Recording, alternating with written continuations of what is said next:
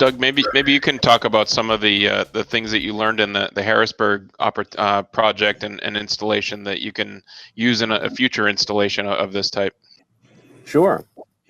Well, one of the things that we're getting more and more involved with is VR, and what we were able to do with this project while we were in the planning and programming phase, and kind of before we even jumped into infrastructure requirements, we started modeling and rendering the space virtually with different options for the wall. Like we said, since this is a coaching room or a training room, the main purpose of it was for the coach to watch his players. And so to be able to split the screen up into different windows so he could see everyone's play space, combine it all into one large image if there was going to be some sort of spectator event or maybe even a movie night.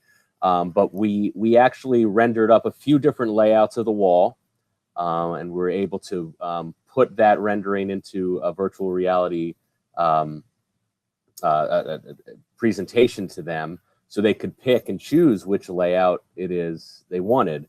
Again, a thing that we learned about, at least in this space and these video walls, they're not for the players. You know, the players aren't looking at this wall. They aren't playing off of it. They're playing off of their own workstation, and the wall is mostly for spectators and the coach in this circumstance. But so we kind of, again, as we learned, as we went through this first project, this initial one, we learned who the real audience is. The audience isn't the player.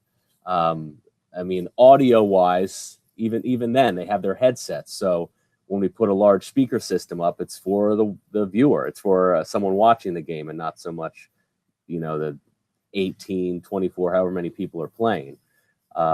So yeah, we learned a couple things with this first one.